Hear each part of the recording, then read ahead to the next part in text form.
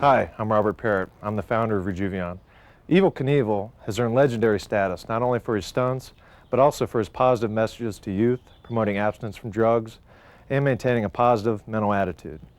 He's passionate about political causes and donates much of his time to charities. This exciting, one-of-a-kind video is Evel's greatest jump footage, combined with heartfelt speeches to America's children, high-risk adventures, and revealing interviews. Enjoy the ride.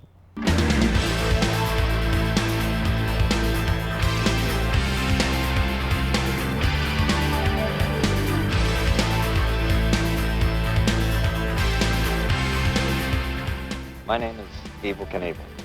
I'm a professional daredevil. I wear a red, white, and blue #1 on my shoulder because I think I'm the best. In my business, you have to think you're the best, you end up dead. A lot of people ask me why I do what I do. And I figure there are 3 mysteries to life. That's where you came from, why you do what you do, and where you're going to go. Nobody knows the answer to those questions. It's things that I do when I'm on the road to kind of let myself go, to loosen up, to be able to take and handle what's coming at me down the road. When you do what I do for a living, you have to have a positive mental attitude. And if that positive mental attitude doesn't work when you make that jump, you have to be man enough to handle the circumstances. In my case, I'm man enough.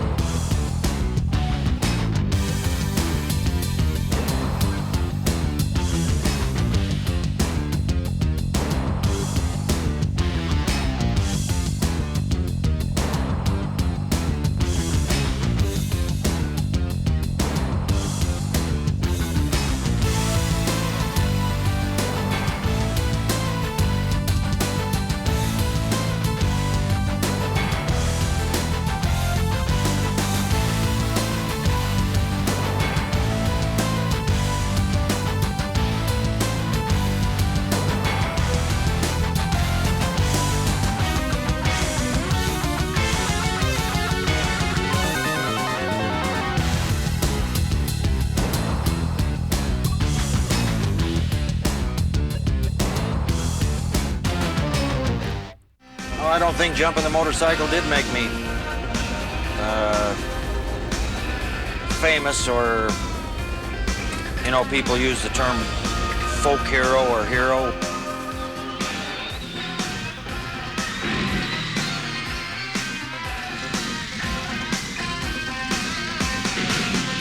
Being a hero in the United States of America is the shortest lived profession that anybody could ever hope to participate in.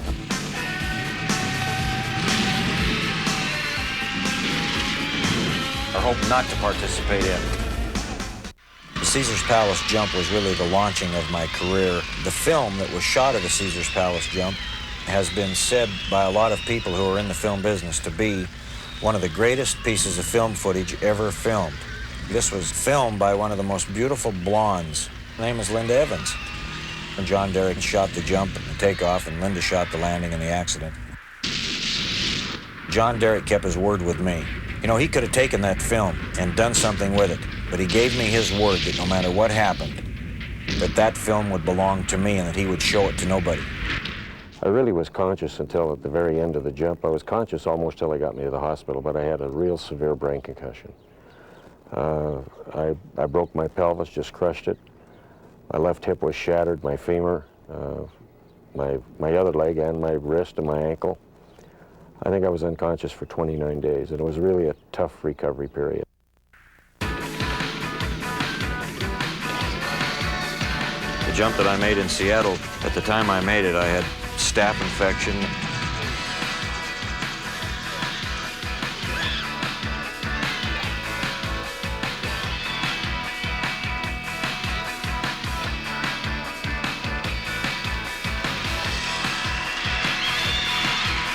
I made a practice jump before the big jump was moved out in the middle of the racetrack.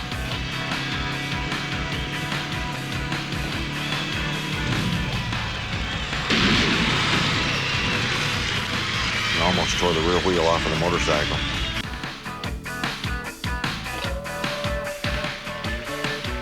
The Astrodome was something that I've always was very proud of because I've been told I hold the attendance record there, that I do the largest crowds that they'd ever had for 2 days.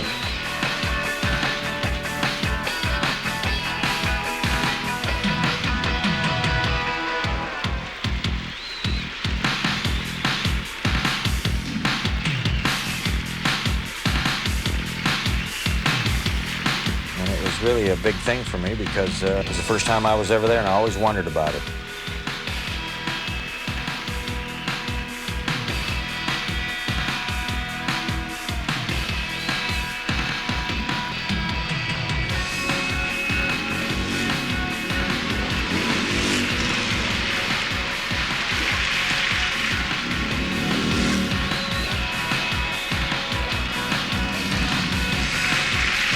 It was just a great experience for me.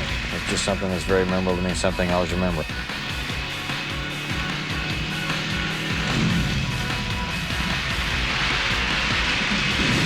On top of that, the jumps were successful, and that meant a lot to me.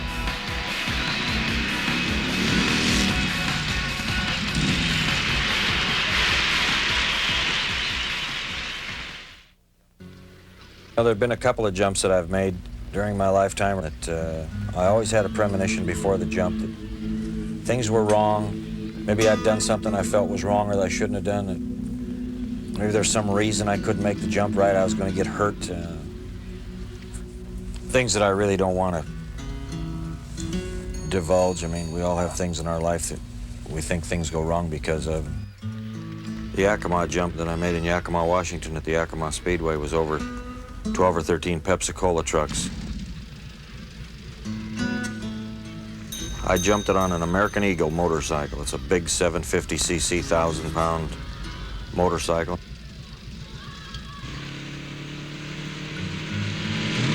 This jump was sponsored by my good friends John Knoll and Don Tremble at Pepsi-Cola Bottling Company in Yakima. Boy, I sure didn't want to miss this jump.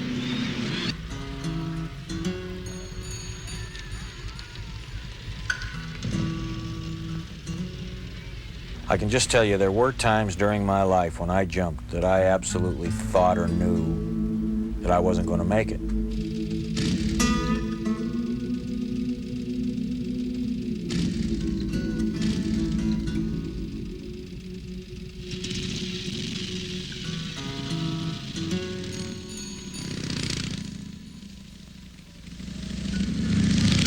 But I went ahead and did it anyway. When you give your word to somebody that you're going to do something, you got to do it.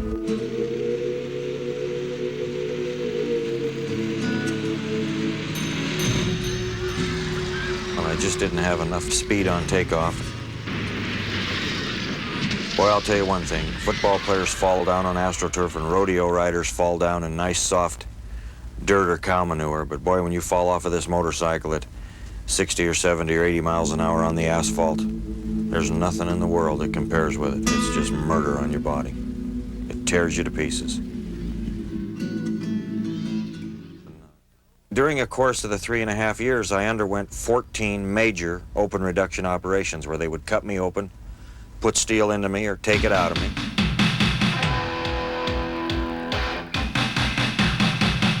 And I paid for all of those operations from my own earnings. I didn't have any hospitalization insurance, never had any life insurance. I was always self-insured. I think that the American public, or the public in the North American continent and the free world identified with Evel Knievel because of the trials and tribulations that Evel Knievel went through.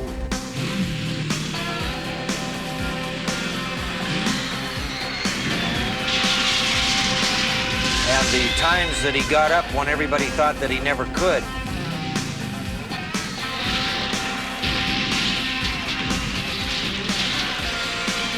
I wanted to live to fulfill a dream, and I acquired a lot of fans on the face of this earth that pulled for me and prayed for me and wanted me to fulfill that dream.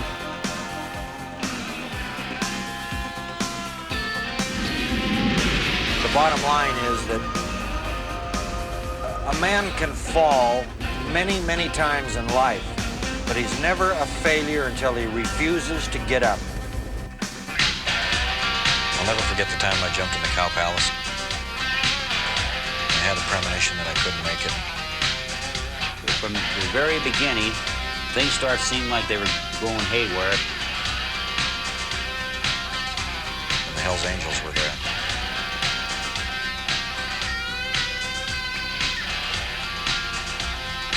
Here come one of them walking right down in the middle of the arena, in the middle of the Cow Palace, giving me the finger, throwing the bird at me. There were 15,000 people in the grandstands, and here there were women and kids, and all families that came to see me. And, you know, I always wanted to punch one of those bastards, and he was a little jerk, so I just rode my motorcycle up there and got off and just nailed him. Now, 4 or 5 of his buddies jumped out of the grandstand, and they're all going to jump on me. The Hells Angels are all going to gang up on me. So now the motorcycle racers and the people in the grandstand, the San Francisco people, boy, they went after those Hells Angels, and when it was all over, they hospitalized 6 of those Hells Angels, and 2 of them were intensive care for like months. On this particular night, he had a lot of pressure on him. I could hear that the bike wasn't sounding right when he was making his approach takeoff. And I knew myself, just by looking at that setup, that he had not much of a chance of making it. I knew because of the takeoff ramp situation and the landing area. He had 2 pillars that he had to maneuver that bike through, and I just didn't think he had enough room to do it. These 3 guys, Roger Raymond, Ray Gunn, and Jack Swank, have always taken great care of me. And everybody in that audience seemed to know that Knievel was not going to make that jump. There was no way that I could, that I could do it. And I asked him why he ever attempted to do it, knowing that he couldn't do it. And he said to me in return, he says, "What the hell you want me to do? Give them their money back."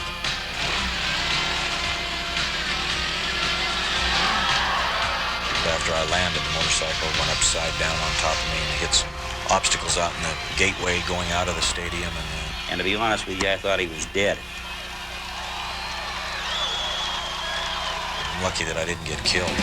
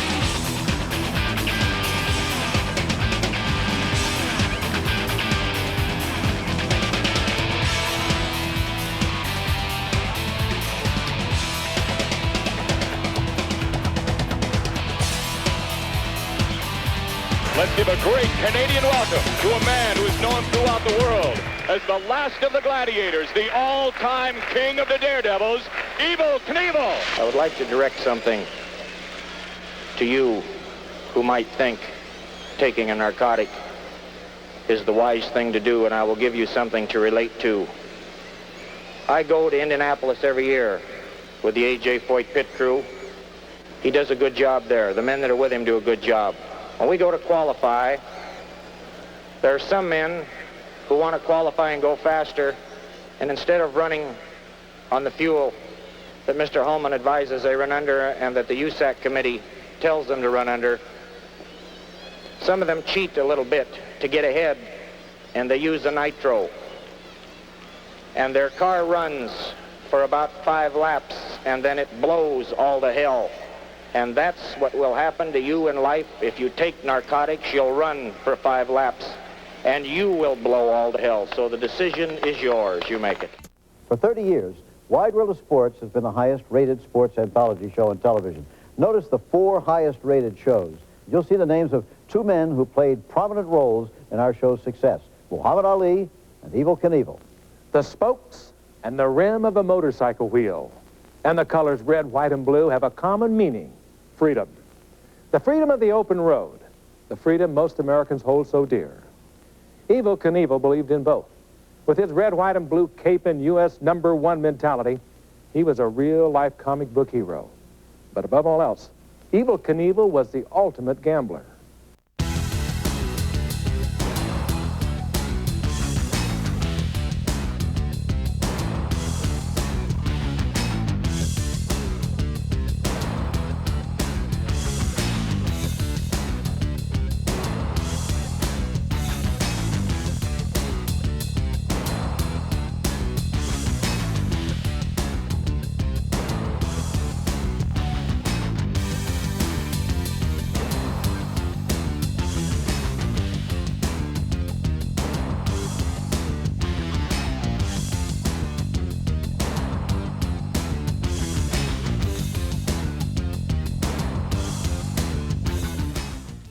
We're out here overlooking the expanse of 17 vans and trucks. I walked it off myself, and it's well over 100 feet. He'll have to be hitting somewhere between 80 and 85 miles an hour when he hits off. They had the reservations about the jump because they really were in question about whether I could make it or not, because I had been hurt before that.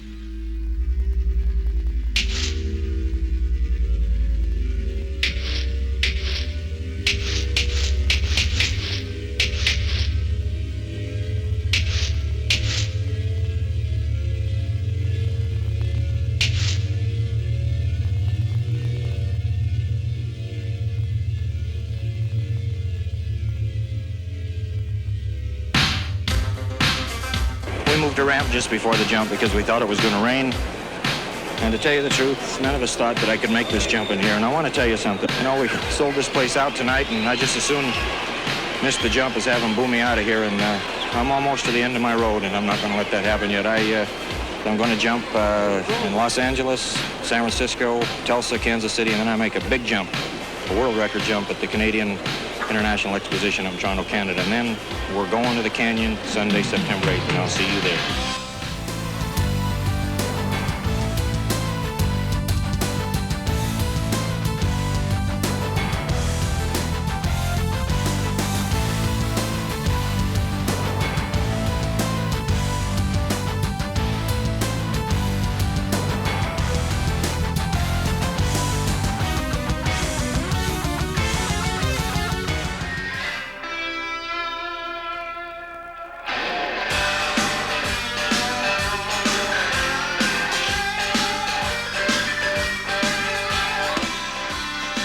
The Snake River Canyon jump, was something I worked at for 7 years to do. You know, I fired 2 test shots to try and make the test shots go across the canyon. They both went right into the bottom of the canyon, right into the river. And I ran out of money and I only had one left. I had to get in it and try it.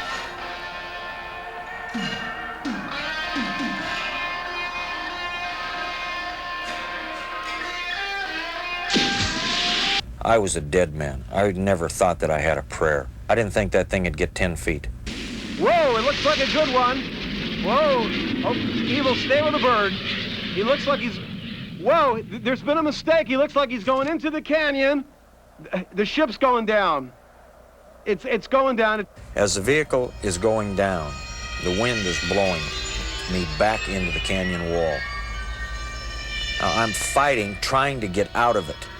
People didn't realize it, but I was trying to cut myself free. I was tied in that thing. If that would have gone in the river, I would have absolutely drowned. I was a dead man. I waited 7 years and then had an engineering mistake made, a malfunction. The parachute blew out on takeoff because of an electrical malfunction. How I ever made it, how I ever lived is just a miracle. There is in medical circles a widely accepted theory that the very act of taking a risk can improve one's physical and mental well-being. If that theory is true, this man should be very healthy indeed, for he has taken more chances more spectacularly than just about any other mortal within memory. In the process, he has broken his pelvis, his hip, his foot, his hand, his wrist, and his back. And for good measure, he has fractured his nose and sustained a severe concussion. Despite his injuries, he is not only hale and hearty, but is appearing in a movie. His name, of course, is Evel Knievel, and the movie in which he is both subject and star is Viva Knievel. The movie deals with a double challenge, the most dangerous motorcycle jump of Evel's career, and a vicious international drug ring which attempts to murder Knievel and then uses death as a cover in a scheme to smuggle drugs from Mexico into the United States. The film stars Gene Kelly, Red Buttons, Lauren Hutton, Leslie Nielsen, Cameron Mitchell, Eric Olson, Albert Salmi, Frank Gifford, and Marjo Gortner as Jesse. Being associated with Cheryl Corwin and the people at Warner Brothers and the people on this picture, I don't think a guy like me could help but be a success because they kind of make you, they make you one even if you aren't. And in my case, they're trying to make a racehorse out of a jackass, but I think they're going to get the job done. But the champion risk-taker of all time, at least in the world of sport, is undoubtedly Robert Craig Knievel. Are Knievel's fans drawn by a desire to cheer him on or to watch him die? 50% of the people go to pull for you and they don't want you to get hurt. And they love it when you live. 30% go not wanting to see an accident or see you get killed, but they don't want to miss it if it does happen.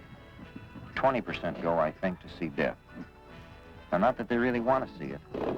Evel Knievel has risked his life on every jump he has ever made. Why? Well, there's a genuine cult in America, rightfully so. We believe in the things that he does, the courage that he has. The courage that he has was vividly demonstrated by his near-disastrous crash at Wembley Stadium in London. Suffering from serious injuries sustained in his fall, Knievel insisted on walking out of the stadium. This is the studio's reenactment of the scene that occurred in Wembley Stadium. This is what it looked like when it happened. I drew over 100,000 people to the stadium. That's more people than they ever drew there for a soccer game between any two countries. It's a turned-on crowd at Wembley Stadium as Evel Knievel returns to action. And I realized that I might be slow on takeoff and I might not make it, but I knew Harley-Davidson could never get the parts to me fast enough to change the gearing. So I went ahead and tried it anyway with the gearing that was on it. Here he goes, and he will go.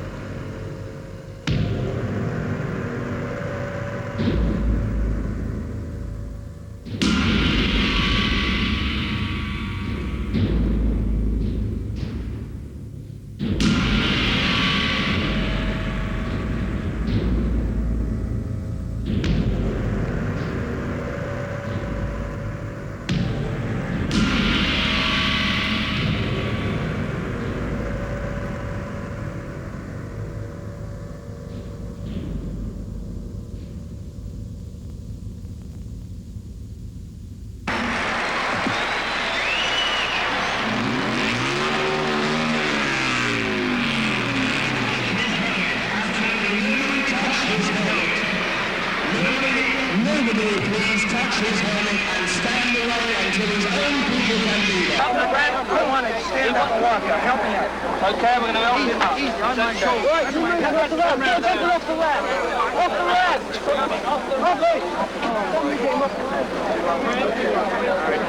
I'm lucky that I wasn't killed. I was unconscious and up and in shock and could hardly get out of the place. I really didn't know whether I was going or coming.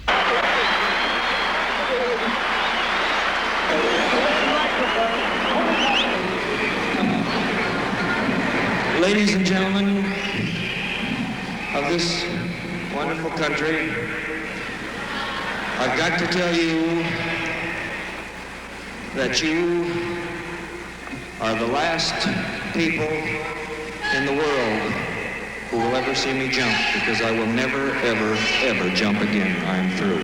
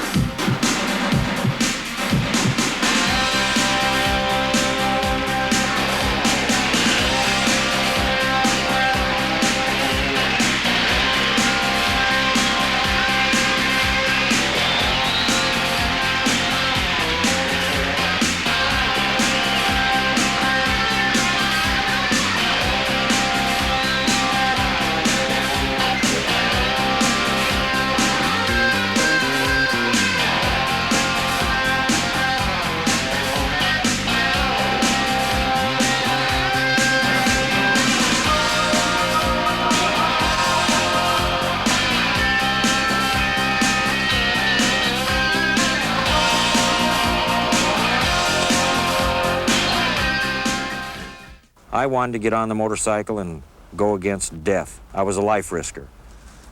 I was not outside of the arena looking in, I was in the arena.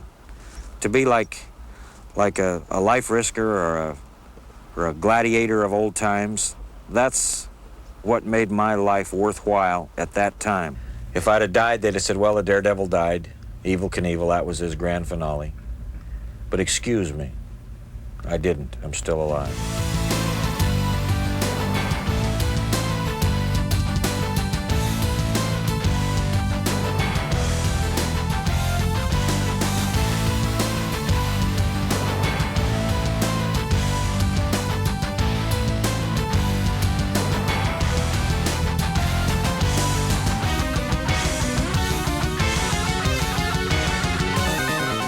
All right, Evel, I hear you have a surprise in store for America. Can you give us any details? Yeah, I can, Heather. I'm going to make another jump, and this will be a jump to remember.